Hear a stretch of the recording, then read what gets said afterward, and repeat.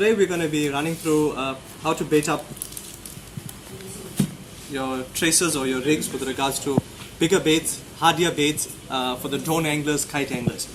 So we've had a lot of queries through with guys not getting the hookups that they wanted, or the hooks are not setting. So over the years what we've realized is when the guys were fishing, some, not all, they were generally taking out their hooks and they were pushing it through the bait. So the hooks were generally setting up with something like this here. And what we've noticed is if they eventually go deeper and deeper into the bait, it doesn't allow the circle hook to do its job. So the idea of a circle hook, or the design of a circle hook, is for it to actually set in the side of the mouth. And in order for this to work or go through, is one, you need either snell, and it's for the hook to swivel. So if your hook is in a fixed position in a bait, it actually can't swivel to set. You must also take in consideration when a big shark swallows this, it's actually putting pressure on it with its tummy. So today I'm just going to give you a brief rundown of what I use, what works for me or most of the anglers, and maybe you can employ this into your fishing and obviously get better rates. So ideally today we're going to be using a 20 Eagle Claw hook. It's got a nice gap between its tip and shank, nice thin gauge, strong hook, sharp point. And yeah, we're just going to run through what I use and how I use it. Ideally a bait needle, small clipper, a cable tie, or Dacron. Please note this is for drone anglers or big kite anglers that are using bigger baits, heavier baits. With the smaller baits, you can put the hook into the bait. It will swivel because your choker, your squid is soft. So the first option that I've got here today, what I've done here is I've taken a 3/0 Linx swivel. I've gently pushed down the barb of the hook slightly, pushed in the swivel, and taken a small plier and just pushed out the barb slightly. Look, we're not weakening the barb. Remember something, most of the guys also fish with a D-barb hook. So yeah, if you're pushing it in or out, it won't make a difference. I've got a swivel here, and the whole idea of this here is two things. One is the bait is away from the hook, which allows the hook to swivel. And the other is it also allows the bait to move back in order for it to set at the back of the hook, back of the jaw. So ideally you'll take your bait.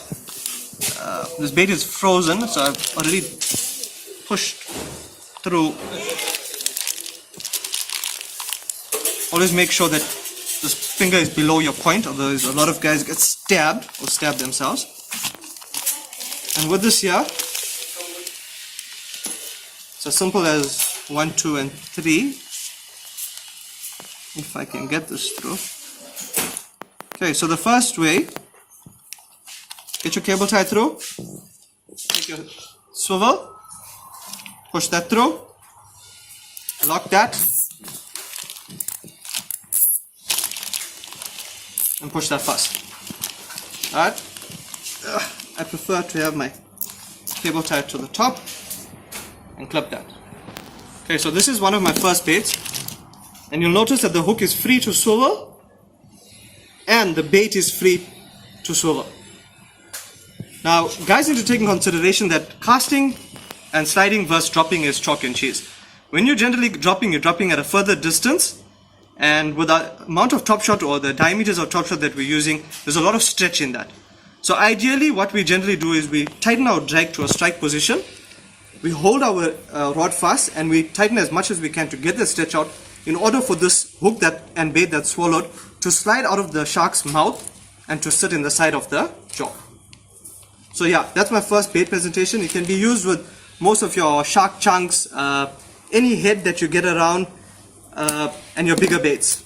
My second presentation that I'm going to be talking to you all about, the overseas guys have been using this with great success. I've learned it personally from, I think it's Black Tip Edge. It's called brindling or bridling. So what we generally do here is, we take our trace. You got two options. You get a thick piece of Dacron. You can go with a single strand Dacron, or what I've done is, if you've got a lot of time, you can push it through into itself. So you have a loop on one end and the other end it's free. So generally you'll take your bait needle, clean off the tip, take your looped end.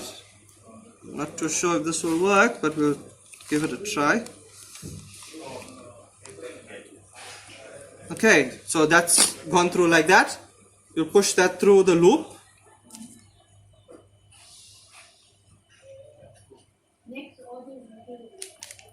You'll lock that through like that. You take your trace. Now, remember, there's no right or wrong way into fishing. Everybody fishes differently, and what works for some might not work for the others. So this generally works for me, is you'll take the Dacron and you'll push it through the hook. If you've got a debarb hook, you're asking for trouble with regards to this method because it will slip through. Now, you'll notice the height here.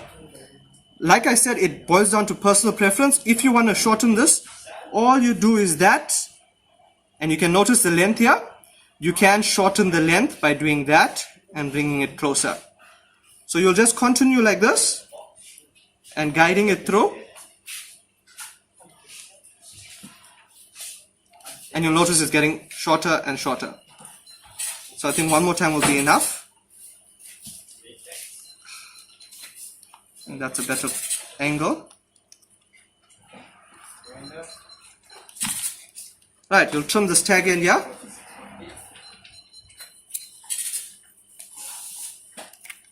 Right, you'll notice the swivel of the hook to set. And with enough force, this can tear out as well. So yeah, that's drone fishing in a nutshell. Any head, any shark chunks, whatever big baits you're using for your drone anglers, obviously you can go through. The other way is get huge enough dingles. This is actually a small or a medium. And you'll push this through your hook.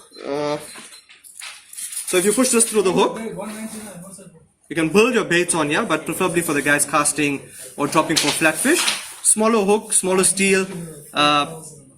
You build your sugar mac heads, your yellowtail cutlets onto this here. If there's a lot of peckers, you put a piece of choker over that. And the dingle, what the dingle does is if you're casting, you click your sinker here. If you're dropping a bait, you use it exactly like this.